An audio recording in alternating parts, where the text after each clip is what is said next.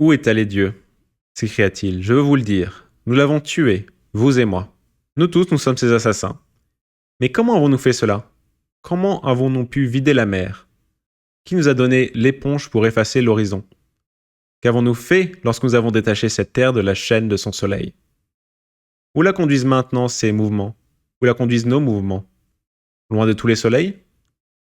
Ne tombons-nous pas sans cesse, en avant, en arrière, de côté, de tous les côtés? Y a-t-il encore un en haut et un en bas? N'errons-nous pas comme à travers un néant infini? Le vide ne nous poursuit-il pas de son haleine? Ne fait-il pas plus froid? Ne voyez-vous pas sans cesse venir la nuit, plus de nuit? Ne faut-il pas allumer les lanternes avant midi? N'entendons-nous rien encore du bruit des fossoyeurs qui enterrent Dieu? Ne sentons-nous rien encore de la décomposition divine? Les dieux, eux aussi, se décomposent. Dieu est mort, Dieu reste mort, et c'est nous qui l'avons tué. Voilà, donc ça c'est le gai savoir de Nietzsche, et c'est le gai savoir de Sartre. Nous sommes condamnés à être libres, l'existentialisme. Le monde est une grande nuit, et nous ne savons rien, il n'y a pas de haut, pas de bas, mais c'est pas grave, c'est joyeux parce qu'il n'y a rien à savoir, parce que il n'y a pas de base fondamentale du savoir qui est fondée sur Dieu. Et donc, nous pouvons tout renverser.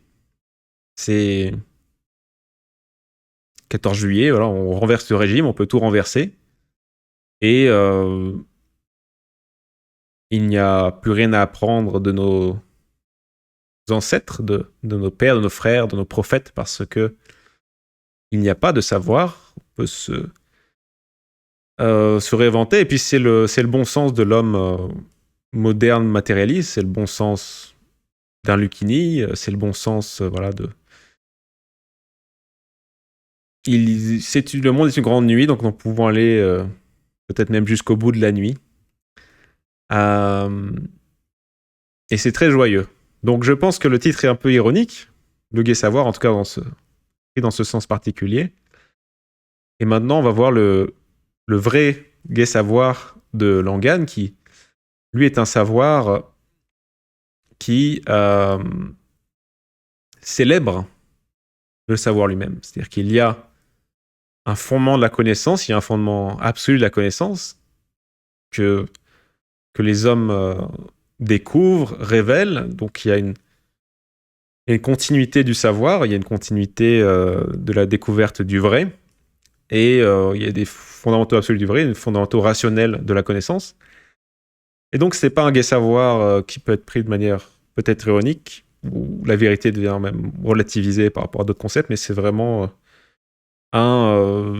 des concepts qui sont mis en avant pour promouvoir justement cette notion de vérité absolue, de vérité fondée sur Dieu. Et voilà, donc là on est une partie où ça s'appelle quelques principes supplémentaires, et c'est une partie où on introduit les nouveaux concepts que Langan introduit pour définir sa théorie de la réalité. Donc allons-y, lecture du CTMU.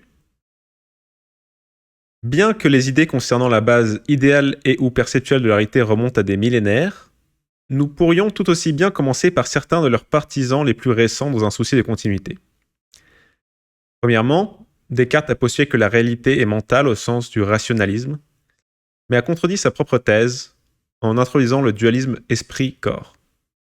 La notion que l'esprit et la matière sont irréductiblement séparés. L'empiriste Berkeley a alors déclaré que la réalité était de nature perceptuelle, une sorte de croisement entre l'esprit et la matière. On peut le voir en soustrayant mentalement la perception de la conception de la réalité. Ce qui reste est de la pure cognition subjective, mais sans aucun grain objectif pour le moulin perceptuel.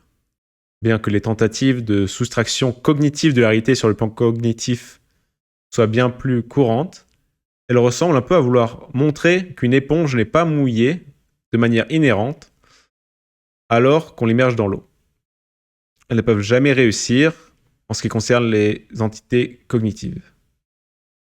Hume a ensuite tenté de supprimer complètement la cognition et la causalité, affirmant que l'esprit et la matière sont tous deux inhérents à la perception et n'existent ni en dehors, ni l'une sans l'autre.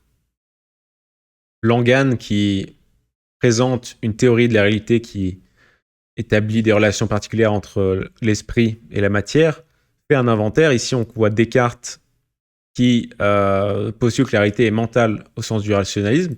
Descartes, je pense, donc je suis. Il commence sa philosophie avec l'idée que l'homme est un être pensant.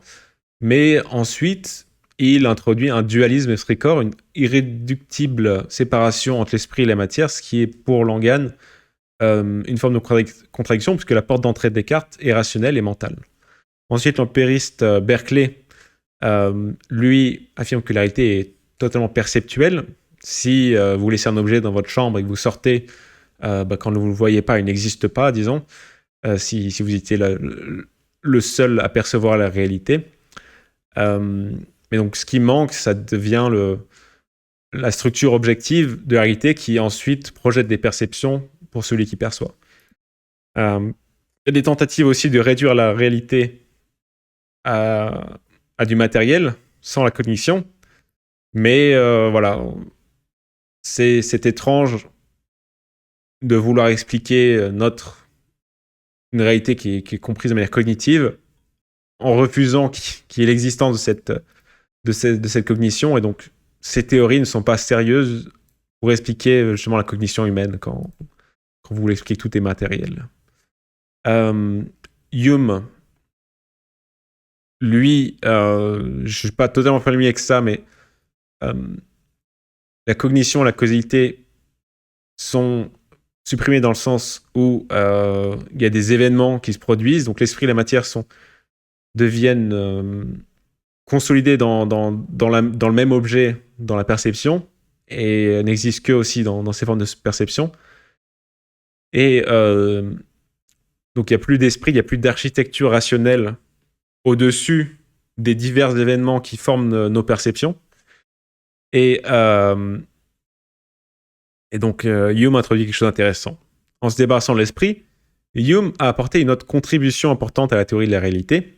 Il a tenté de se débarrasser de la causalité en la considérant comme un artefact cognitif, en appuyant sa thèse sur le problème de l'induction. Le problème de l'induction énonce que, comme l'induction empirique implique l'hypothèse préalable de ce qu'elle cherche à établir, à savoir l'uniformité de la nature, la science est circulaire et fondamentalement défectueuse. Le problème de l'induction est tout à fait réel, cela se manifeste dans l'incertitude d'Heisenberg, le problème de l'horizon cosmique, les limites finies des outils scientifiques d'observation microscopique et macroscopique, et explique pourquoi aucune théorie générale de la réalité ne peut jamais être construite de manière fiable par les méthodes empiriques classiques de la science. Malheureusement, de nombreux scientifiques ont soit écarté ce problème, soit abandonné discrètement la recherche d'une théorie véritablement générale, ne servant aucunement les intérêts long terme de la science. En fait, le problème de l'induction implique simplement qu'une théorie globale de la réalité ne peut être établie que par les méthodes rationnelles des mathématiques, y compris spécifiquement celle de la logique. La causalité, c'est le principe qui affirme qu'il y a une architecture logique ou cognitive qui explique les relations entre les causes et les effets. Il y a toujours des principes qui lient l'évolution de la réalité d'après ces causes et effets. Et par exemple, quand vous voulez des glaçons, vous allez prendre votre eau, le mettre dans un récipient, le mettre dans le congélateur, et vous pensez que vous allez, en attendant un petit peu, vous allez avoir des glaçons qu'il faut mettre dans votre verre et profiter d'une boisson fraîche. Grâce à une architecture de causalité entre toutes les causes que vous mettez en place pour obtenir les effets. Et le problème de l'induction, c'est un problème qui est posé par Hume. Comment est-ce qu'on sait que quand quelque chose se passe une fois, elle va se reproduire? Donc, quand vous avez deux boules de bière qui se percutent, vous comprenez les lois physiques, les lois d'action-réaction, vous les observez, mais peut-être que la prochaine fois, en fait, ça ne se passera pas du tout comme ça. Peut-être que la prochaine fois, les deux boules de bière vont juste se mélanger entre elles, s'interpénétrer. Et voilà, vous ne pouvez pas savoir la prochaine fois comment ça va se passer. Il y a une hypothèse d'uniformité de la nature qui n'est pas certaine et que vous supposez. Donc la science est circulaire, elle ne peut pas se confirmer et se rendre certaine. Elle est défectueuse. Donc Guillaume dit il y a un problème d'induction, et on ne peut pas dévoiler d'architecture logique qui aurait derrière le monde parce que on ne connaît que nos perceptions et on ne peut jamais aller au-delà de ce qu'on voit de chaque expérience. L'expérience ne confirme rien. Donc le problème d'induction, c'est réel pour la théorie de la connaissance. Ça se manifeste dans des limites.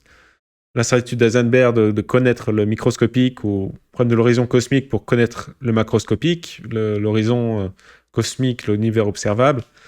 Comment généraliser une théorie générale de la réalité qui va au-delà de nos limitations à la fois microscopiques, macroscopiques, ou même de l'induction en général de toutes les lois qu'on observe même à notre, à notre niveau. Il n'y a pas de méthode fiable. Donc c'est une attaque vraiment au savoir, à la connaissance. Et donc là, l'organe critique le fait que ce problème ne soit pas pris totalement au sérieux. On suppose l'uniformité de la nature pour dater l'univers, pour aller très haut dans le passé, des choses qu'on ne voit plus du tout. C'est pas, donc les scientifiques ignorent ce problème, supposent la réalité uniforme pour faire leurs recherches et pour obtenir leurs conclusions. Mais donc l'organe met le point que si on veut vraiment fonder la science sur des bases solides, il faut une théorie qui commence non pas dans le domaine empirique, on fait une expérience pour comprendre quelque chose, mais il faut d'abord établir l'architecture logique dans laquelle on va ranger tout résultat, l'architecture logique qui doit fournir une possibilité de passer au-delà du problème d'induction et d'avoir des connaissances certaines, donc d'établir le vrai grâce à des théories qui ne sont pas empiriques de recherche, mais rationnelles, donc mathématiques, et même plus spécifiquement logiques. En réponse à Berkeley et Hume, Kant a affirmé que la cognition pure, qui subsiste lorsque le contenu perceptuel est soustrait, possède une structure intrinsèque qui existe avant le contenu. Elle comprend les catégories a priori de réalité perceptuelle ou phénoménale. Malheureusement, soustraire la perception selon les règles kantiennes donne plus que des cognitions pures. Ça donne aussi des noumènes, des objets absolus ou des choses en elles-mêmes. D'un côté du résultat, il y a un isomorphisme perceptuel entre l'esprit et la réalité phénoménale. De l'autre côté, il y a un gouffre au-delà duquel se trouve une réalité nouménale inconnaissable, mais néanmoins fondamentale, que Kant considère évidemment comme le dernier mot de la théorie de la réalité, sous-théologique. Kant, ce philosophe des Lumières, qui, lorsqu'il lit Hume, est réveillé de son sommeil dogmatique et développe la critique de la raison pure, développe des théories de la connaissance, et il contre Hume, qui affirme justement qu'il n'y a aucune architecture de la causalité, Kant va expliquer que il y a des intuitions a priori, il y a le temps, l'espace qui ont des structures particulières, il y a une structure de la logique particulière aussi, il y a le vrai, le faux, des actions a priori de notre connaissance, jugées, le vrai, le faux, juger si c'est quelque chose de singulier, de pluriel. Donc il y a des catégories a priori qui expliquent le monde avant même toute perception. Donc il y a une catégorie, une cognition pure qui existe avant même tout matériel, tout événement. Et cette logique, cette architecture de cette cognition pure justifie l'existence de causalité parce que tout se passe conformément à ces structures-là, c'est le monde phénoménal. Et donc, quand on dit non, il y a bien une architecture logique qui explique le monde qui nous entoure. Et il y a un isomorphisme aussi mental parce que cette structure, c'est une structure de notre esprit qui est aussi une structure du monde extérieur parce qu'on ne voit du monde extérieur que la réalité phénoménale qui est celle qui est adaptée à être plus ou moins digérée par notre esprit. Et donc, la réalité est connaissable, il y a une forme de réponse à Hume, mais il reste des noumènes qui sont qu'est-ce qui reste de la réalité hors de ce qui est compatible avec notre mode de connaissance de la réalité. Donc le verre qui est sur votre table, il est dans l'espace et dans le temps, qui sont des formes de votre sensibilité. Vous le voyez qu'il est là, donc vous avez des catégories logiques pour affirmer oui, il y a bien un verre ici, il est ici, il n'est pas ici nécessairement, mais il est ici de manière plus ou moins accidentelle. Vous pourrez changer cette situation. Donc il y a tout un tas de catégories logiques qui vont s'appliquer à ce que vous voyez, mais il existe aussi le verre en soi, et c'est là tout ce qui est l'en soi qui est le problème que Langan va critiquer. Et donc Kant, lui, il veut établir, philosophe de la lumière, il veut montrer, il y a une connaissance à découvrir, toutes les règles de causalité sur ce qu'on voit, et tant pis pour la réalité en soi qui reste inconnue. Et donc, pour lui, c'est une critique totale de la raison, donc de ce qu'on va connaître en tant qu'homme. Et c'est son dernier mot de la théorie de la réalité. Sous-théologique, ça veut dire qu'il y a toujours des possibilités de théorie de la réalité théologique, de religion, qui sont au-dessus de ça. On ne connaît pas l'en soi et on ne connaît pas non plus toute la réalité théologique. Cependant, l'abîme de Kant est si profond et si large, et interdit si soigneusement tout isomorphisme esprit-réalité, qu'il exclut l'efficacité causale et, par là même, tout autre principe de correspondance compréhensible. Cela implique que les noumènes sont à la fois rationnellement et empiriquement non pertinents pour la réalité cognitive et perceptuelle, et qui peuvent être donc éliminés de la théorie de la réalité en toute sécurité. Quel que soit ce que Kant avait à l'esprit quand il introduit le concept de noumène, sa définition revient essentiellement à un concept inconcevable et est donc un oxymore. Quoi qu'il ait réellement voulu dire, nous devons nous fier à autre chose que la métaphysique kantienne pour le trouver. Donc Kant nous dit très bien, votre mode de connaître, il est absolument stable. Vous êtes dans le temps, il y a des objets dans l'espace, vous avez des catégories logiques pour les classer, il y a des lois de causalité qui expliquent comment ils évoluent. Donc vous êtes vraiment en terrain connu, et de toute façon, tout ce dont vous allez faire l'expérience, c'est la réalité phénoménale qui est compatible avec toute votre manière de connaître. Et donc, tout ce que vous allez voir, vous pouvez aller chercher les lois de causalité parce que tout ce que vous pouvez connaître, c'est compatible avec votre mode de connaissance. Mais en disant ça, quand il y a quelque chose de nouveau qui vous apparaît, c'est pas une condition a priori de votre connaissance. Quand vous avez une nouvelle peinture, un nouvel objet, un nouvel événement. Et donc, il dit, il y a autre chose qui est la chose en soi. Et la chose en soi qui explique qu'il y a d'autres objets avec lesquels on interagit. Nous ne pouvons jamais les connaître parce qu'on ne connaît que ce qui est compatible avec notre mode de connaissance. Donc, vous allez voir que cet objet, dans votre manière de connaître l'espace, le temps, et de manière de classifier le monde et de l'appréhender. Et donc, il y a une sorte de coupure entre tout ce qu'on connaît, il y a une isomorphisme entre votre esprit et la réalité phénoménale, mais il y aurait une autre réalité, les noumènes, qui elle, serait inconnaissable parce que votre esprit n'a même pas les schémas pour la concevoir. Voilà. Et donc, Kant explique, je pense, utilise ça un petit peu pour avoir aussi une manière de générer la diversité du monde, sans que ce soit quelque chose qui revienne à l'esprit humain, parce qu'il ne va pas dire votre esprit humain est... De toute façon, tout ce que vous voyez, vous avez tout en contrôle, parce qu'il voit bien que nous n'avons pas tout en contrôle. Il y a cette chose qui échappe à notre mode de connaissance, ou notre mode même de génération. Cette chose-là, donc il dit que c'est le noumène, quelque chose d'absolument inconnaissable. Mais ce que critique ici Langan, c'est de dire ton noumène, si jamais en fait c'est quelque chose qui n'est pas lié avec ce dont on va faire l'expérience, qui n'est pas lié à notre mode de connaissance non plus, donc qui est inconcevable, qui est absolument fonctionnellement pas lié à le monde phénoménal dont on va faire l'expérience, ce noumen, il n'est même pas dans notre théorie de la réalité. Il n'a aucun impact sur tout ce que la réalité, comment la réalité va se présenter à nous, qui est toute la réalité. La réalité n'est que ce qui va être pertinent pour expliquer la réalité. Et donc, du point de vue CTMU, si on va vers le futur, qu'on voit la théorie de langage et qu'on vient ici pour commenter ça,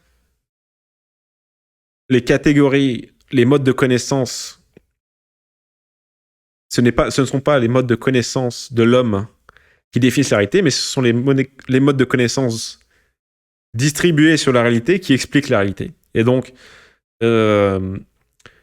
plutôt que d'isoler la chose en soi de la théorie de la connaissance, on va distribuer les modes de connaissance partout dans la réalité. Donc la théorie de la réalité va totalement se connaître et interagir avec elle-même et n'aura pas besoin de noumens qui sont isolés, inconcevables et qui expliqueraient quoi que ce soit, parce que ces noumens qui sont inconcevables, qui ne peuvent être traités par rien, qui peuvent être perçus par rien du tout, en fait, ce sont des choses qui n'interagissent avec rien du tout, qui ne font pas partie de la réalité. Donc, Langan va évacuer les noumens en créant un isomorphisme non pas entre l'esprit de l'homme et ses perceptions, mais entre l'esprit de la réalité, plus ou moins, et avec elle-même. Et donc, puisqu'on va distribuer plus ou moins la conscience partout dans la réalité, et avoir des consciences, disons, maîtres du type Dieu, il n'y a plus une forme de géocentrisme où tout est défini par rapport au mode de connaissance de l'homme, mais tout est défini par rapport au mode de connaissance distribué sur la réalité. Et donc, il n'y a plus de noumen, parce que le noumen, c'est un peu un artefact qu'on suppose que seul le mode de la connaissance de l'homme s'applique et s'impose sur la manière dont la réalité qu'on expérience évolue. Jusqu'ici, nous avons réussi à réduire la réalité à la réalité phénoménale, étudiée par la science. Une combinaison de contenus perceptuels et de principes rationnels de cognition. Un scientifique utilise des méthodes empiriques pour effectuer des observations spécifiques, applique les relations cognitives générales issues de la logique et des mathématiques afin de les expliquer, et parvient à traiter la réalité comme un mélange de perception et de cognition. Mais ce traitement manque de quelque chose qui ressemble à une justification explicite. Lorsqu'une série d'observations est expliquée avec une série de preuves d'équations interprétées, l'adhérence entre l'explicandum et l'explication pourrait tout à fait être fournie par un ciment en caoutchouc. C'est-à-dire que les explications et les interprétations scientifiques font coller les observations et les équations d'une manière très mal comprise. Cela fonctionne souvent comme un charme. Mais pourquoi ? L'un des objectifs principaux de la théorie de la réalité est de répondre à cette question. La philosophie de Kant, avec les principes rationnels de cognition, de la logique, des mathématiques, d'un côté qui forment des architectures qui structurent la perception, est adaptée à la méthode scientifique, puisque la méthode scientifique va considérer que le langage de la logique, des mathématiques, permettent de construire des équations qui interprètent comment se produisent les observations, l'expérience sur le monde concret. Donc il y a ce mélange entre perception et cognition. Et la cognition structure la perception, et donc les scientifiques cherchent ces équations qui sont une forme de causalité, de structure logique qui explique le déroulement de leurs observations.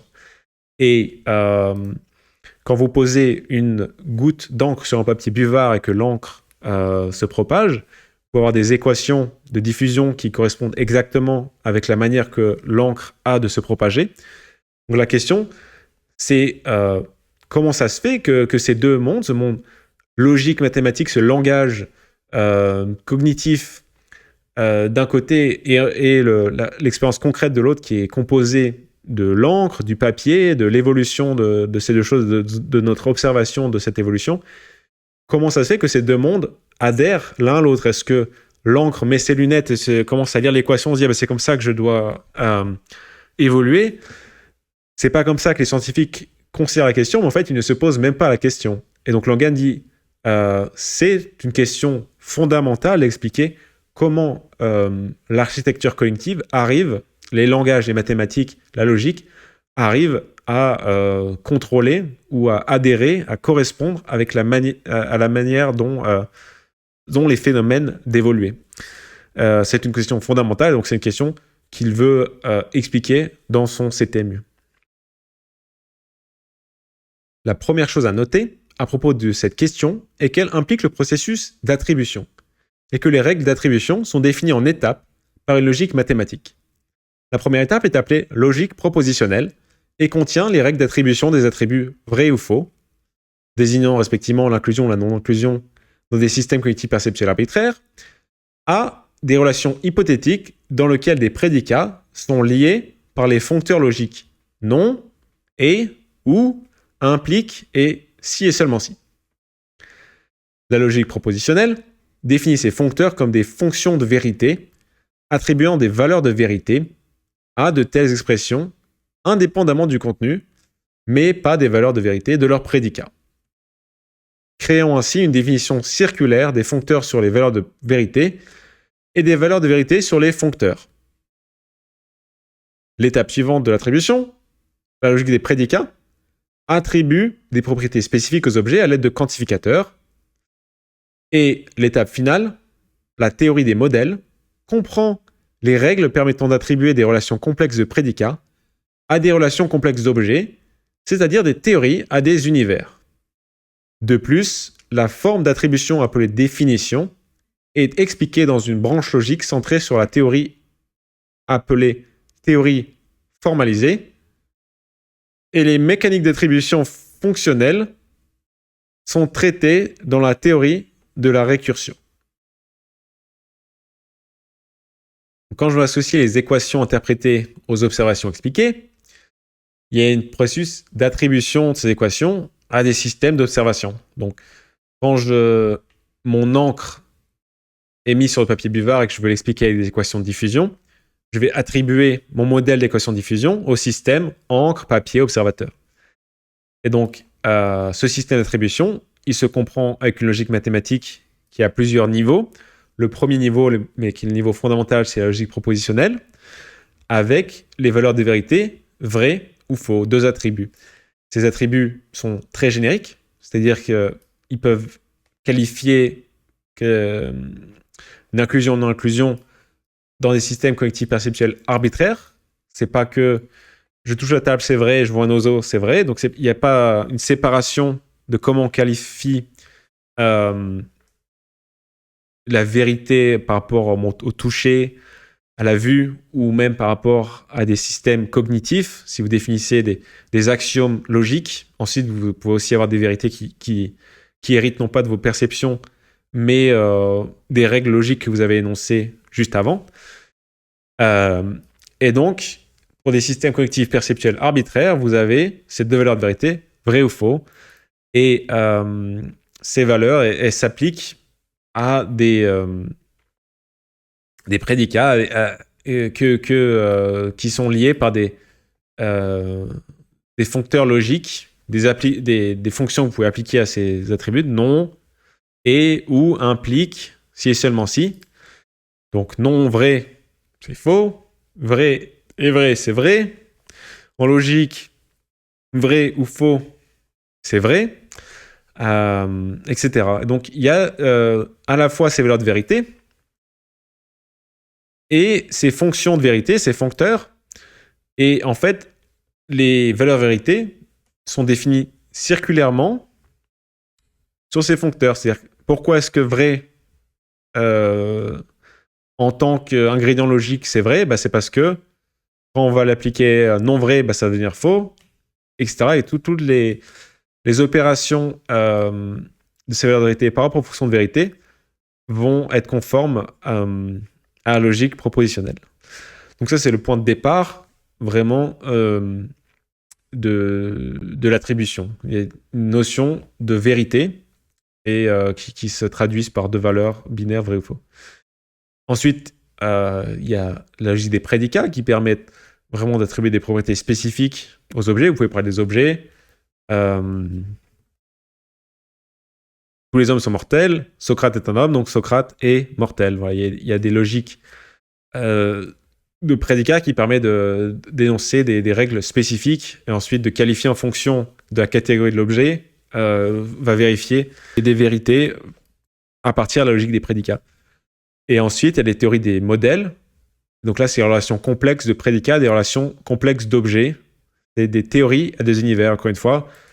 Par exemple, la théorie de la diffusion que j'applique au système relation complexe d'objets, mon papier, l'UVA avec mon encre, etc. Donc, c'est une série d'étapes qui permettent de formaliser des théories formalisées, de définir des situations, définir des modèles et ensuite d'attribuer ces modèles entre eux.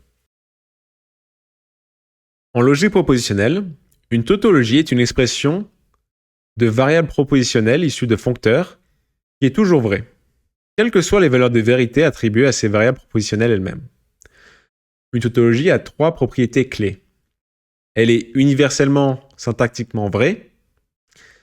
Elle est donc autoréférentielle, vraie d'elle-même, et donc fermée dans une autocomposition récursive. Et ces implications restent consistantes dans des opérations inférentielles préservant ses propriétés. C'est-à-dire que chaque tautologie est une circularité autoconsistante de portée universelle, possédant la validité en vertu de la fermeture dans une autocomposition, l'exhaustivité, non-exclusion de la vérité, et la consistance, absence de paradoxe insoluble. Mais les tautologies ne sont pas simplement cohérentes en elles-mêmes, elles sont mutuellement consistantes dans une composition mutuelle, faisant de la logique propositionnelle autant une circularité consistante de portée universelle que n'importe laquelle de ces tautologies. Ainsi, la logique propositionnelle comprend deux niveaux de tautologie, l'un s'appliquant aux expressions, l'autre au système théorique. La logique des prédicats étend ensuite le concept de tautologie aux actes d'attribution spécifiques représentés par les variables propositionnelles, auparavant anonymes. Et la théorie des modèles englobe ensuite des actes d'attribution plus complexes impliquant des relations plus complexes. La logique propositionnelle, la logique des prédicats et la théorie des modèles permettent de faire l'attribution, permettent d'énoncer ce qu'on pense être vrai. Mais la question c'est, qu'est-ce qui est vrai? Et on sait, avec Hume, les limites de juste l'extraction empirique de la vérité, les limites de notre perception. On doit aussi exprimer les vérités dans une architecture logique, un peu comme Kant, avec un champ de vérité qui est a priori, qui consolide toutes nos vérités empiriques. Et donc Langan identifie le domaine des tautologies, qui sont les expressions qui sont valables, quelles que soient les valeurs de vérité attribuées à ces variables propositionnelles. Donc les variables propositionnelles, on peut penser ça comme des perceptions, elles peuvent être vraies ou fausses, et quelles que soient les perceptions, la tautologie reste fidèle même vraie, parce que dans son ensemble, quand vous l'évaluez, elle est vraie. Donc la tautologie, trois propriétés clés, elle est universellement syntactiquement vraie, elle est autoréférentielle. Donc quand vous prenez, si la tautologie perçoit quoi que ce soit, à l'intérieur d'elle-même, comme en tant que valeur de vérité, elle va rester vraie. Donc si elle se perçoit elle-même, c'est une valeur de vérité particulière, la tautologie est vraie, elle va aussi rester vraie. Donc même quand vous l'appliquez à elle-même, cette tautologie, ça reste une structure logique de vérité qui reste vraie. Et ce que Langan voit, c'est que ces tautologies, dynamiquement, quand vous les considérez comme un système qui s'applique à quelque chose, c'est une forme de circularité qui préserve sa propre université, sa propre consistance. Et donc, il y a une fermeture par l'autocomposition. Elle est exhaustive parce que si vous mettez de la vérité à l'intérieur de cette tautologie, ben, ça va rester vrai. Donc, quoi que ce soit les vraies perceptions, voilà, la tautologie va permettre d'intégrer ces perceptions-là, puisqu'elle va rester vraie. Et il n'y a pas de paradoxe que les tautologies voilà, sont évaluées comme vraies. Donc, il y a une consistance de votre système qui est établie lorsque vous utilisez les systèmes des tautologies et que vous évoluez dans la probabilité propositionnelle avec des tautologies. Mais dans ce qu'il dit, c'est que c'est pas simplement cohérent par elle-même, mais même quand vous prenez deux tautologies et que vous les intégrez à l'intérieur d'une troisième, bah, ça reste consistant. Donc il y a tout un système, la logique propositionnelle avec son système de tautologie, c'est un système universel de vérité qu'on peut comprendre comme une tautologie qui forme un système rationnel, a priori, une connaissance rationnelle. Donc non seulement ça s'applique aux expressions, mais même le système lui-même de la logique propositionnelle avec ses tautologies, ça forme un système tautologique qui est consistant, qui arrive à se supporter lui-même et à donner des vérités absolues d'après ce système. Et voilà, la logique des prédicats, ça étend ce concept. X égale X, quand vous avez deux objets, vous avez la tautologie de l'égalité, par exemple, tout un système de tautologie qui peut aussi s'étendre au système des prédicats et système des modèles. La théorie de la réalité concerne l'étape d'attribution dans laquelle deux prédicats analogues au vrai et au faux, à savoir le réel et l'irréel, sont attribués à diverses déclarations sur l'univers réel.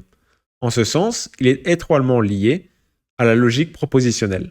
En particulier, la logique propositionnelle a 4 propriétés principales à émuler par la théorie de la réalité. La première est la vérité absolue. En tant que définition formelle de la vérité, elle est vraie par définition. Les autres propriétés sont la fermeture, l'exhaustivité et la consistance. C'est-à-dire que la logique est entièrement basée sur et définie strictement dans les limites de la cognition et de la perception. Elle s'applique à tout ce qui peut être perçu ou conçu de manière cohérente, et elle est par nature consistante, étant conçue de manière à exclure toute inconsistance. C'est la base des mathématiques, le moyen par lequel les propositions sont énoncées, prouvées ou réfutées, et c'est le cœur de la science, garantissant l'intégrité de la méthodologie rationnelle et empirique. Même les logiques dites non standards, par exemple les logiques modales, floues à valeur multiple, doivent être exprimées en termes de logique fondamentale à deux valeurs pour avoir un sens. En bref, la logique à deux valeurs est quelque chose sans laquelle la réalité ne pourrait pas exister. Si elle était éliminée, alors vrai et faux, réel et irréel, et existence ou non-existence ne pourraient pas être distingués, et le moindre acte de perception ou de cognition serait tout à fait impossible. Donc ces tautologies, ces moyens de développer des connaissances rationnelles vont aussi s'appliquer à la théorie de la réalité, parce que la théorie de la réalité, ça consiste pour le métaphysicien à distinguer le réel de l'irréel, et donc à définir des prédicats analogues au vrai ou faux. Donc la logique propositionnelle, non seulement elle est essentielle pour les mathématiques, pour la logique, pour définir toutes les connaissances rationnelles du scientifique moderne, disons, mais également pour le métaphysicien, parce que la réalité, ça va consister à identifier tout ce qui peut être perçu et conçu de manière cohérente. On définit la réalité par la non-réalité, donc on cherche à définir réel et non réel avec de façon à exclure toute inconsistance. Et donc là, il y a une couverture de la logique sur la théorie de la réalité qui est avancée par Langan. Langan fait de la théorie de la réalité une théorie logique qui a les propriétés de la logique. Et donc, quand vous avez une sensation dans le bras, j'ai un peu mal au bras, c'est aussi un cas particulier de quelque chose que logique. Il n'y a pas la sensation qui est l'indicible, dans le sens où vous avez une syntaxe qui peut être une syntaxe particulière, une syntaxe de la sensation dans le bras, qui va identifier l'attribut que cet événement a lieu dans sa consistance particulière, dans sa syntaxe particulière avec laquelle vous approchez l'identification de la réalité, mais ça reste un événement logique. Il y a l'attribution que cet événement, qui peut être émotionnel, sensible, etc., cet événement particulier, et à un moment donné, il devient inclus, il devient réel, donc il devient inclus dans la réalité, dans le sens de manière analogue où il y aurait une déclaration d'une variable comme vrai ou faux. Voilà. Donc là, il y a une étape de mise en correspondance de la réalité de la logique qui est la raison pour laquelle Langan va pouvoir fonder le savoir sur des vérités absolues parce que il fait cette correspondance à partir de cette recherche de qu'est-ce que c'est qu'une théorie de la réalité. C'est identifier le réel ou l'irréel et avec des propriétés qui sont les mêmes que possède déjà la logique propositionnelle. Jusqu'ici, il a été largement admis que la théorie de la réalité peut être recherchée par les mêmes moyens que toute autre théorie scientifique. Mais ce n'est pas tout à fait vrai. Car si la science utilise l'équivalent épistémologique d'une colle magique pour lier ses théories à ses observations, la théorie de la réalité doit en donner une recette et en justifier les moyens d'application. En d'autres termes, la théorie de la réalité doit décrire la réalité à un niveau qui justifie la science et donc occuper un niveau d'explication plus profond que la science elle-même. Cela signifie-t-il que la théorie de la réalité est mathématique ? Oui, mais puisque les mathématiques doivent être justifiées avec la science, métamathématique serait peut-être un meilleur terme. Et en fin de compte, le domaine de la théorie de la réalité revient purement et simplement à de la logique. Il s'ensuit que la théorie de la réalité doit prendre la forme d'une logique étendue, en fait une forme limitante de la logique dans laquelle la relation entre théorie et univers, jusqu'ici source inépuisable d'ambiguïté modèle théorique destructrice, est enfin réduite à une forme monique d'aspect double, court-circuitant le paradoxe du dualisme cartésien et éliminant le fossé épistémologique entre esprit et matière, théorie et univers. Comment expliquer que vos équations s'appliquent à vos observations ? Vous ne pouvez pas utiliser la science pour faire ça, parce que la science, c'est un objet de la théorie de la réalité. On justifie la science. La théorie de la réalité est plus profonde que la science elle-même. Et donc, c'est cette théorie de la réalité qui va expliquer pourquoi vous avez des équations qui peuvent correspondre à des observations. Non seulement la théorie de la réalité donc, est plus profonde que la science, mais c'est aussi plus profond que les mathématiques. Elle doit justifier l'existence des mathématiques, leur lien avec la science, leur lien avec les observations. Et donc, c'est métamathématique. Et en fin de compte, même, ça va être une forme logique qui justifie la science elle-même et donc le fait particulier que des équations peuvent correspondre à des observations. Ensuite, le scientifique, c'est celui qui mesure cette relation qui existe d'après la théorie de la réalité.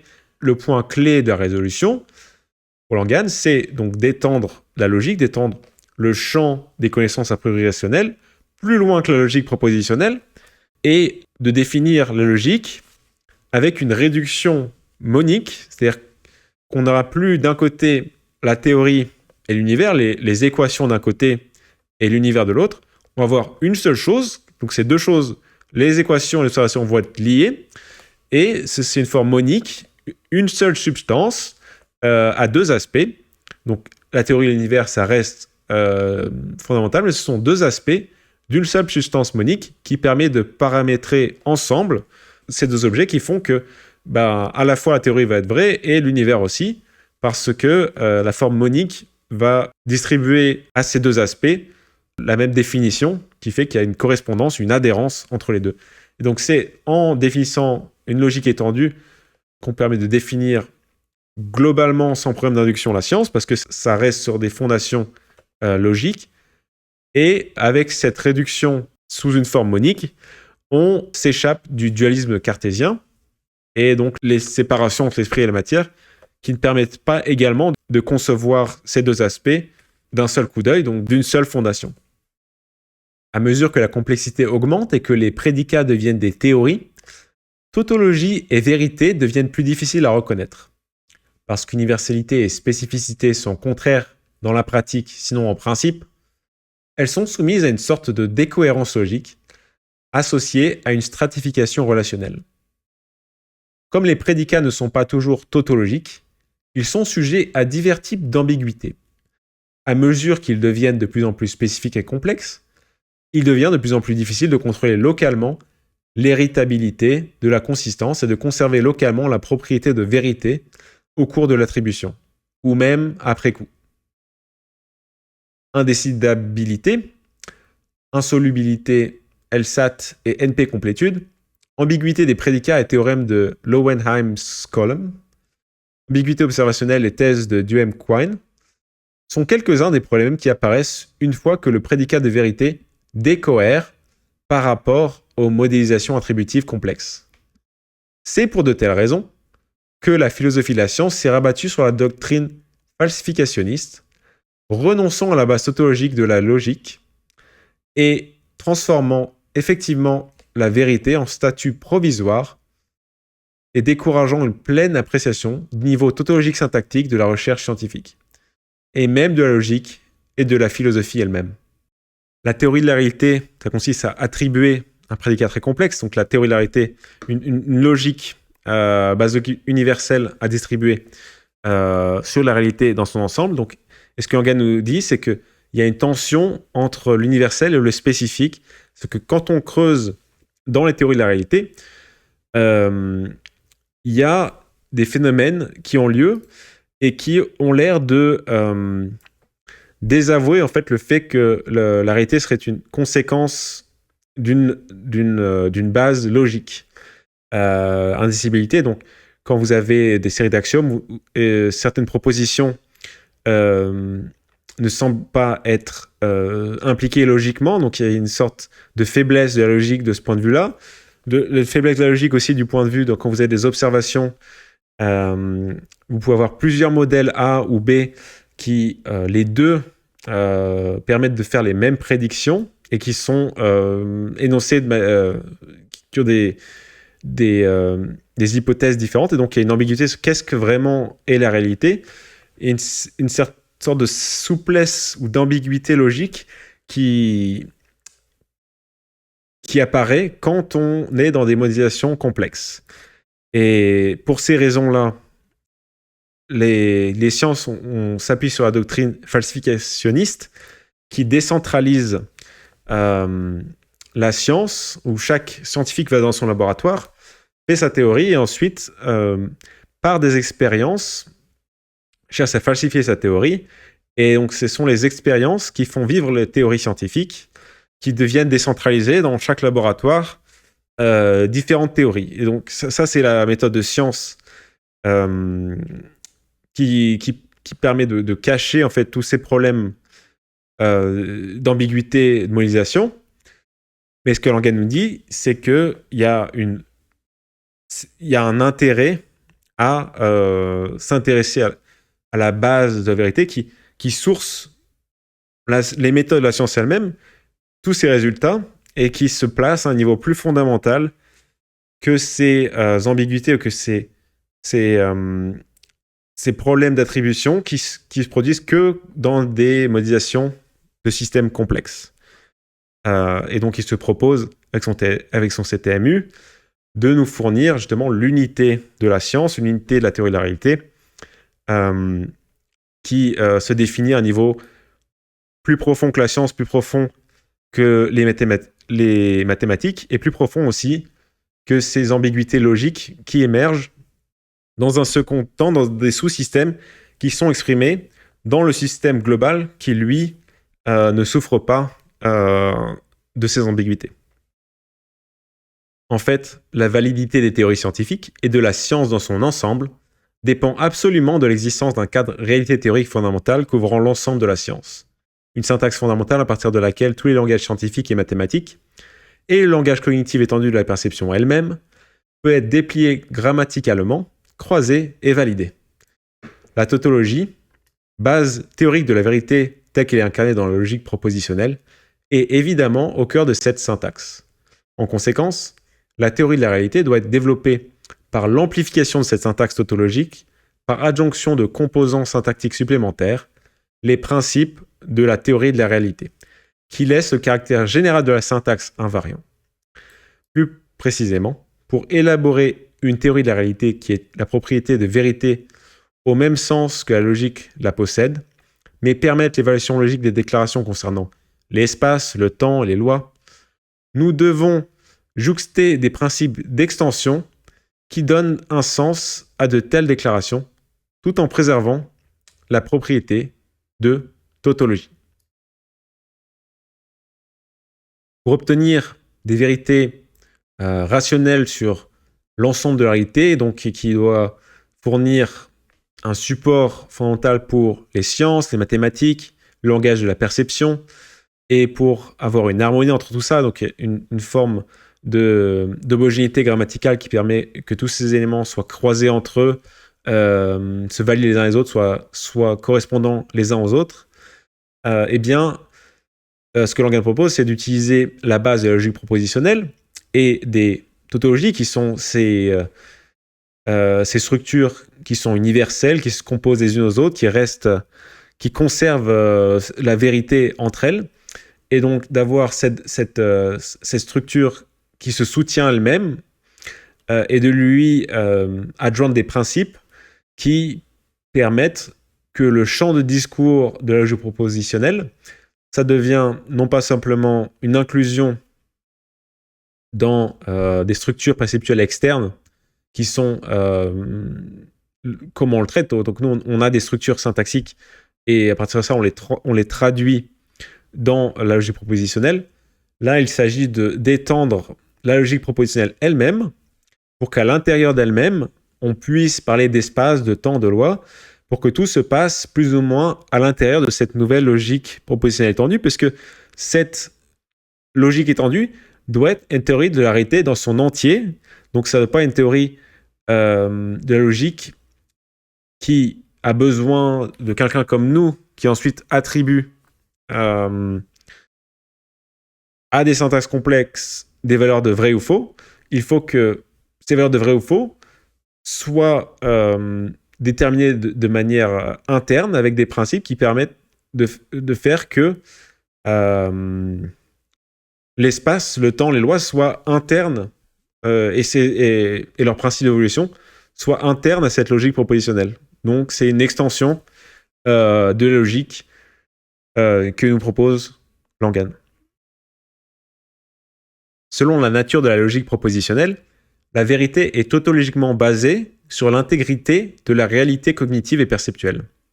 La cognition et la perception comprennent la base primitive autodéfinitive de la logique, et la logique comprend les règles de structure et d'inférence en vertu desquelles la perception et la logique sont stables et cohérentes. Donc lorsque nous disons que la vérité est héritable en vertu des règles logiques d'inférence, nous entendons en réalité que la tautologie est héritable et que la base cognitive perceptuelle primitive de la logique propositionnelle conserve ainsi son statut principal. En convertissant les tautologies en d'autres tautologies, les règles d'inférence de la logique propositionnelle convertissent les invariants cognitifs perceptuels en d'autres invariants. Pour poursuivre ce programme dans la théorie de la réalité, nous devons identifier des principes décrivant comment la structure en boucle de la tautologie logique est manifeste dans diverses configurations et contextes de réalité théorique à différents niveaux de description et d'interprétation. De cette façon, nous pouvons vérifier sa conservation dans les opérations de réduction et d'extension théorique. C'est-à-dire que nous devons adjoindre les principes généralisés de la structure bouclée à la syntaxe logique, de manière à ce que de plus en plus de la réalité soit ainsi expliquée et que l'exhaustivité soit réalisée. Ici, Langan nous rappelle que la logique propositionnelle et ces tautologies qui forment une structure dynamique de vérité est fondée sur l'accord avec la réalité cognitive et perceptuelle, la manière dont on a de percevoir le monde et de concevoir le monde. Donc, quand on dit qu'une vérité est héritable, c'est parce que quand on extrait une situation cognitivo-perceptive du monde, qu'on applique la transformation associée à la tautologie, et ben la perception-conception associée reste une perception-conception valide sur la réalité. Donc il y a ce rapport entre la cognition et la logique qui est fondamental. Et pour étendre la théorie de la réalité de manière semblable à cet invariant de perception qu'on a trouvé avec la logique propositionnelle, il s'agit de trouver d'autres principes qui, tout de même que la logique propositionnelle, conservent la structure de la réalité, de la façon dont on perçoit et conçoit la réalité, sous une forme bouclée qui se soutient elle-même, mais qui va étendre le champ d'explication de notre théorie à de plus en plus de réalité. Et ce que Langan cherche à avoir, c'est avoir cet invariant global qui dépasse la logique propositionnelle sur qu'est-ce qui est conservé dans notre perception et notre conception, et d'avoir une théorie qui soit exhaustive, c'est-à-dire que tous les invariants de notre perception et conception soient englobés dans cette théorie de la réalité. Par exemple, prenons la tautologie propositionnelle X ou non X. Appliquée à la perception, cela signifie que lorsque quelque chose est vu ou observé, il n'est pas vu en conjonction avec son absence. Si c'était le cas, alors deux perceptions contradictoires coïncideraient, aboutissant à un éclatement des réalités perceptuelles. En effet, soit la conscience de celui qui perçoit serait scindée en deux réalités cognitives distinctes, dans un cas de dissociation, en chaîne réactive, soit le spectateur lui-même se scinderait physiquement avec la réalité physique. Quand X ou non X est composé avec d'autres tautologies, ou lui-même, par substitution, les enjeux sont exactement les mêmes. Toute violation de la tautologie composée diviserait la réalité perceptuelle et cognitive avec des implications désastreuses pour son intégrité. X ou non X, c'est une tautologie parce que, quelles que soient les valeurs de vérité de la variable propositionnelle X, eh bien l'expression X ou non X est vraie. Si X est vrai, alors X ou non X est vrai parce que X est vrai. Si X est faux, alors X ou non X est vrai parce que non X est vrai. Donc ça, c'est la raison pour laquelle X ou non X est une tautologie. Ensuite, Langan utilise en fait ici un ou exclusif, c'est-à-dire un XOR, c'est-à-dire que non seulement l'expression est vraie si des deux côtés du ou, il y a au moins un vrai, mais on ne peut pas avoir les deux côtés qui soient vrais ensemble. Ça, c'est le foncteur XOR, le ou exclusif. Ce qui explique du fait que cette tautologie montre que quand quelque chose est vu, donc qui serait X, il n'est pas vu en conjonction avec son absence, qui serait non X. Parce que XOR exclut que les deux soient possibles ensemble. Et ce qu'il nous dit, c'est que si cette proposition logique qui est juste une étude dans la logique propositionnelle s'applique à la perception, si jamais cette tautologie serait cassée, eh bien, vous aurez soit deux réalités distinctes. Je suis un observateur et je dis mon ami Paul est devant moi. Donc, si il est à la fois devant moi et pas devant moi, ce que Langan dit, c'est que soit Paul, il y a une scission de la réalité où lui, il est à la fois là et pas là, donc il y a une division de la réalité en deux. Soit c'est moi, l'observateur, qui au moment où je fais cette observation et que la réalité se scinde, moi je me clone et il y a une version de moi où Paul est là et l'autre est pas là. Donc, si la réalité, admettez, casserait cette tautologie, il y aurait des conséquences perceptives ou même sur la théorie de la réalité qui serait immense, qui serait une théorie peut-être des multivers que Langan critique par ailleurs dans sa note de fin de page. Outre sa nature tautologique, la première chose à noter à propos de la logique propositionnelle dans le contexte de la théorie de la réalité est que, contrairement à l'esprit dans lequel elle a été fondée, Elle représente après tout les règles des processus mentaux de la cognition qui semblent y conférer un caractère mental dès le début. Elle présente une insuffisance fonctionnelle fondamentale. Elle semble nécessiter un logicien externe pour la lire, la comprendre et l'appliquer mentalement. D'autre part, la nature ou la réalité cognitive perceptuelle ne nécessite aucun logicien externe pour appliquer les règles de la logique. Par conséquent, les principes présents et tautologie proposés de la théorie de la réalité doivent redonner une place à l'esprit de manière explicite et d'une façon qui rend la théorie tractable, en dotant la logique de capacités d'auto-traitement. Après tout, c'est exactement ce qu'elle possède dans sa manifestation naturelle, la réalité au sens large. Et c'est une dimension essentielle de la propriété de fermeture, sans laquelle la vérité peut se supporter elle-même. C'est-à-dire que la réalité doit pouvoir se reconnaître et conférer cette capacité à ses composants en tant que condition de leur existence et de leur interaction. C'est un aspect dont on a déjà discuté. La théorie de la réalité, puisqu'elle s'applique à l'ensemble de la réalité, on ne peut pas penser que la logique propositionnelle, ce soit quelque chose d'écrit sur un papier ou qui existe comme une opération cognitive dans notre esprit.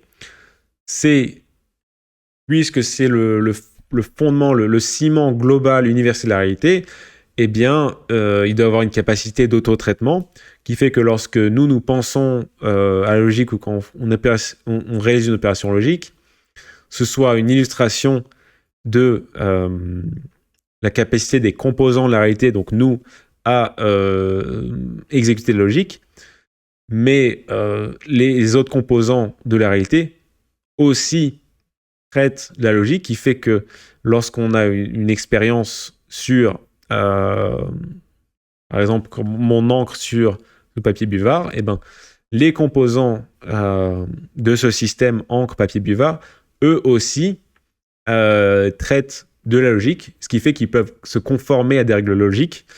Et donc, c'est un aspect fondamental. Et là, Langan, c'est une façon un peu avancée de voir les choses, mais donc, Langan rappelle que sans cette capacité d'auto-traitement, il n'y aurait pas de clôture de la vérité sur elle-même dans une espèce de tautologie générale, parce qu'il n'y aurait rien pour la faire tourner. Ça peut pas être des êtres qui existent des milliards d'années après l'existence de l'univers, qui commencent à faire tourner la machine et la physique. Voilà. Donc la logique doit être vraiment inhérente aux composants de la réalité et s'exprimer à l'intérieur des composants eux-mêmes. Après avoir expliqué les principaux problèmes techniques de la théorie de la réalité, nous pouvons maintenant aller droit au but. La façon de construire une théorie de la réalité consiste à identifier les propriétés qu'elle doit inconditionnellement posséder pour exister, mettre au point la théorie en la définissant comme possédant ces propriétés, sans introduire des propriétés simplement contingentes qui, si elles étaient considérées comme générales, pourraient nuire à leur relation descriptive avec l'univers réel. Celles-ci peuvent venir plus tard et seront naturellement sujettes à une confirmation empirique.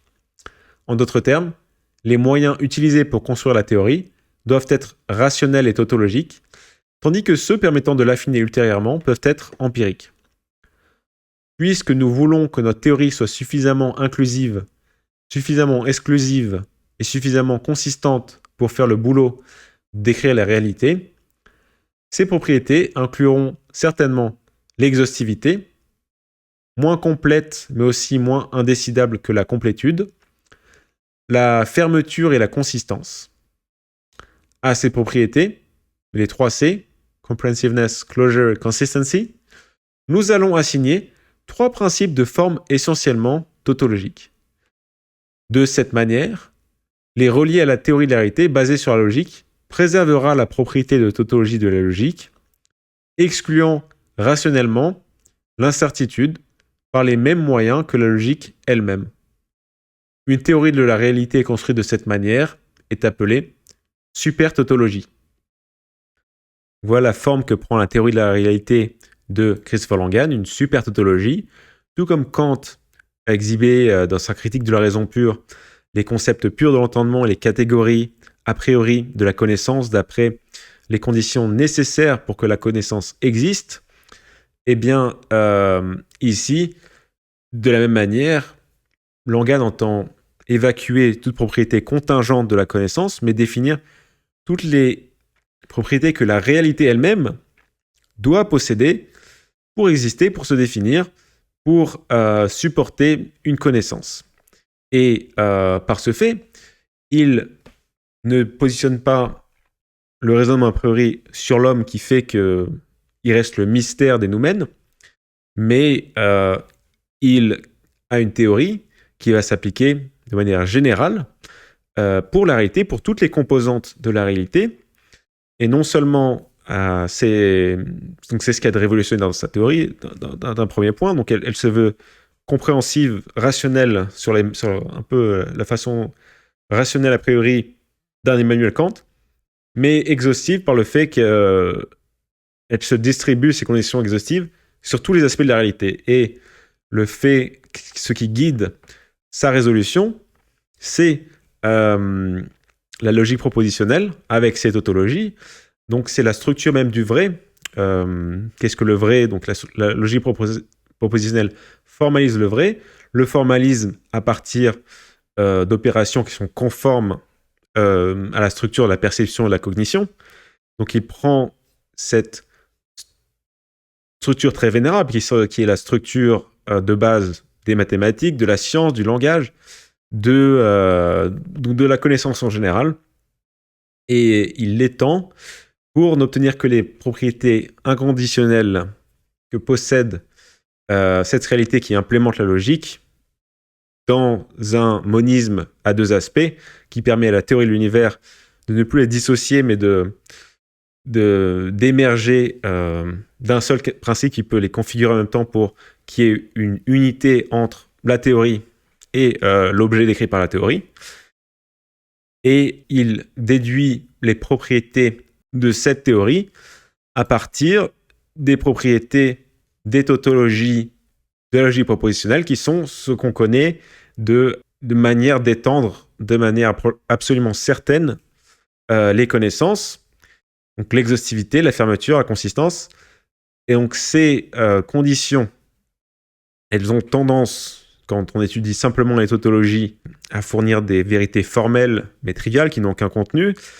Mais ici, on va quand même exhiber des structures tautologiques de la structure globale de la réalité qui doivent comprendre la communication des différentes composantes entre elles, comment se propage la logique, quels sont les principes logiques de base. Donc, il y a une force de nouveauté, de réduction de la réalité à des principes plus généraux, avec ces 3 C, comprehensiveness, donc l'exhaustivité, ce qui n'est pas complétude de tout déduire d'une certaine axiome, mais de couvrir tous les scénarios. Donc les scénarios peuvent avoir des indécidabilités dans le détail ensuite, mais c'est couvert par la théorie de la réalité de base. Fermeture dans le sens que la réalité ne peut se communiquer qu'avec la réalité, il n'y a pas de noumène. Et consistance avec donc une fondation qui forme une unité où les vérités se rassemblent, donc toutes les vérités scientifiques, les vérités mathématiques, tout se rassemble dans une consistance aussi. Voilà. Donc, c'est le programme ambitieux de Christopher Langan pour redéfinir une théorie de la réalité, une théorie de la connaissance, avec un champ d'application inédit qu'on va développer dans les principes de la réalité qu'il exhibe pour cette réalité, pour étendre la logique propositionnelle avec des propriétés qui se veulent héritables, c'est-à-dire qui se retrouvent dans tous les aspects de la réalité, par l'analogie avec la tautologie qui peut se composer avec elle-même, qui a une exclusivité, une fermeture, une consistance. Donc ces principes qui se distribuent peuvent se distribuer de manière exhaustive sur l'univers de la réalité qu'on cherche à décrire avec cette théorie de la réalité, et ça formerait le noyau des sciences, et ça exhiberait une structure qui, parce qu'elle est nécessaire, ne peut pas être on ne peut pas échapper à cette structure puisque c'est une extension de la logique qui forme la graine de base avec les structures nécessaires pour inclure suffisamment exclusivement que le nécessaire, suffisamment inclusivement tous les aspects de la réalité et suffisamment consistante pour expliquer l'unité d'ensemble, l'harmonie ensemble de cette théorie logique. Donc c'est super tautologie, la théorie de la réalité logique avec des super pouvoirs, disons, du point de vue de la théorie, plutôt des Descartes, des Kant, etc., qui restreignait finalement l'échafaudage logique à l'échafaudage de l'esprit humain, et ensuite compléter ça avec la dualité corps-esprit, ou avec, pour le cas de Kant, lui, avec vraiment une symbiose entre le phénomène et le rationnel, mais avec la coupure du noumen, qui laissait vraiment des incertitudes théologiques, des incertitudes sur la structure ultime de tout l'ensemble. Langan va faire un court-circuit de ça, et donc c'est ce qui fait l'originalité, c'est ce qui fait que c'est un discours sur le gai savoir, c'est-à-dire le savoir qui s'affirme lui-même, une valeur de vérité aussi qui ne se relativise pas, mais qui s'affirme puisqu'elle découlerait d'une seule super tautologie qui couvrirait l'ensemble de la réalité. Parce que nos trois principes correspondent aux trois C et qu'ils commencent tous par la lettre M, nous pourrions aussi bien les appeler les trois M, M égale R, MAP et MU, respectivement pour le principe Mind equals Reality, le principe de l'autologie métaphysique et le principe de l'unité multiplexe. Le principe M égale R, propriété théorique tautologique qui dissout la dissolution en théorie univers, identifie ainsi l'univers réel comme une théorie auto-réifiante, rend la syntaxe de cette théorie exhaustive, en veillant à ce que rien qui puisse être collectivement ou perceptiblement reconnu comme faisant partie de la réalité ne soit exclu, faute de syntaxe. MAP rend tautologiquement cette syntaxe fermée ou autonome dans les sens définitifs, descriptifs et interprétatifs, et conjointement avec M égale R, rend l'univers parfaitement autonome dans l'affaire, et M égale U rend tautologiquement cette syntaxe et le complexe théorie-univers qu'elle décrit suffisamment cohérent pour assurer sa propre consistance. Ainsi, le C correspond à MU, se divise en fait en deux C, consistance et cohérence. Nous en avons donc 4 en tout. Pour chacun de ces principes, nous pouvons ajouter tout corollaire utile qui se présente. Donc M égale R, c'est l'exhaustivité ou la comprehensivité, puisque tout ce qui va être pertinent va être inclus dans la théorie. MAP apporte une clôture, une fermeture, et MU va assurer la cohérence de l'évolution du système, une consistance et une cohérence qui se déploient à travers ce système MU. Ces 3 C qui représentent des propriétés clés des tautologies, donc c'est les 3 M, les 3 grands principes qu'il va exposer, avec également du coup la cohérence. Comme il est du domaine de tout théoricien de la réalité d'utiliser des propriétés de la réalité pour expliquer la réalité, et que ces propriétés sont définies de manière récursive, nous ferons parfois référence implicitement ou explicitement à diverses propriétés dans des descriptions d'autres propriétés.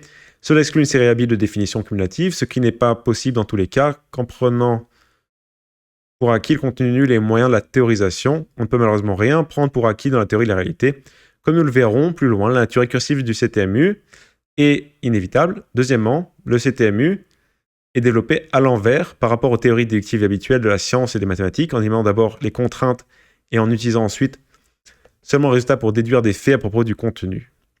La plupart des théories commencent par des axiomes, des hypothèses et des règles d'inférence, extraient des implications, testent logiquement ou empiriquement ces implications, puis ajoutent ou révisent les axiomes, les théorèmes ou les hypothèses. Le CTMU fait l'inverse, éliminant les suppositions et reconstruisant la réalité tout en ne rajoutant aucune supposition. Donc, voilà, donc les définitions sont récursivement liées. Donc la réalité se définit par rapport à ses propres principes. Donc on doit redéfinir un langage de ce qu'est la réalité. Donc c'est pour ça que le discours du CTMU, puisqu'il a un objet particulier et puisqu'il cherche à définir le langage même de la réalité, il y a beaucoup de vocabulaire qui est développé, la terminologie de la théorie de la réalité que nous donne Langan, qui serait ce langage fondateur de la logique générale de la réalité. Et il n'y a pas une façon déductive de procéder. On va éplucher la réalité pour garder les règles générales qui s'applique de façon générale, qui garde justement ces propriétés de boucles récursives qui se définissent entre elles et qui englobent suffisamment le contenu réel. Donc il y a une espèce d'épluchage qui est la méthodologie du CTMU que va exhiber Langan dans la suite de ses principes. Voilà l'introduction de Langan sur les principes additionnels du CTMU, donc les principes qu'il développe pour aboutir à sa théorie générale de la réalité. Donc Langan identifie la logique propositionnelle et le système des tautologies comme cette connaissance qui est universelle pour la science, pour les mathématiques, pour le langage, la description de cette réalité, de ce qui se produit du coup dans la réalité. Et il identifie ça comme une forme de connaissance a priori, et il exhibe en fait cette connaissance particulière comme un aspect d'une connaissance plus générale, dans lequel la logique n'est pas interprétée dans un sujet, dans un esprit, et comme par magie, elle se retrouve implémentée dans la nature. Plutôt, cet aspect logique qu'on retrouve, la logique propositionnelle, est un aspect d'une logique plus générale qui permet à la logique de s'auto-traiter, de ne plus vivre simplement dans notre esprit et s'appliquer au monde, mais vraiment vivre dans un système super logique, disons, avec les composants nécessaires pour évoluer selon la logique, pour conserver la logique au cours de son évolution.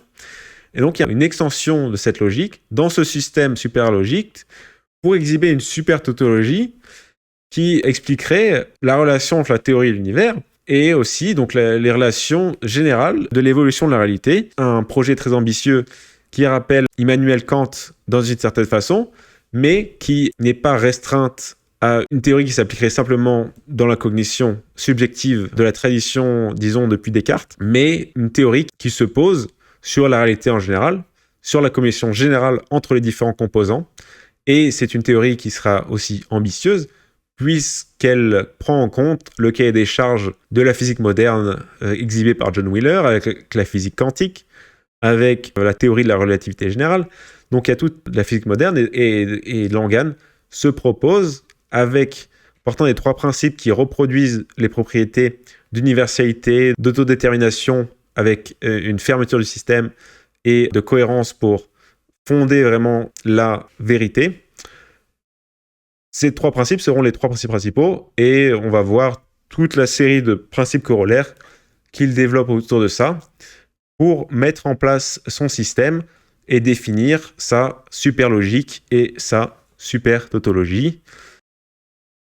Une véritable théorie du gai savoir, puisqu'on n'est plus dans la dépression de la crise des fondements des mathématiques, avec les problèmes d'incomplétude, d'indécidabilité, d'ambiguïté de modèles.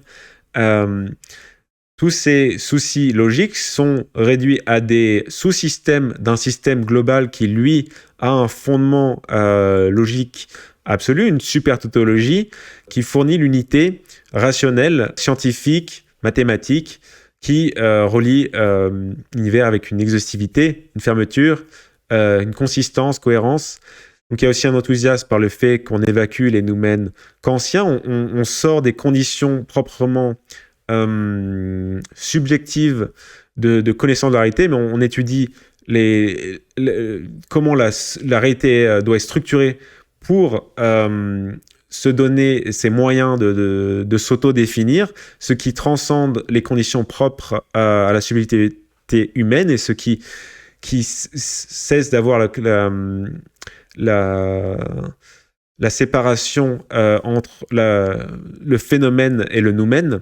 Donc un enthousiasme épistémologique avec un couplage de l'ontologie et de l'épistémologie, et un savoir qui est aussi enthousiaste par le fait que c'est pas comme avec la nuit, avec Nietzsche, sans haut ni bas. Non, il y a une fondation, il y a un socle, il y a un sens, il y a un sens de la marche vers plus de connaissances, il y a un sens à une nouvelle valeur qui est donnée à la vérité, puisque le monde s'appuie sur une véritable supertautologie, donc une vérité absolue. Donc il y a la valeur de la vérité qui se redéfinit aussi.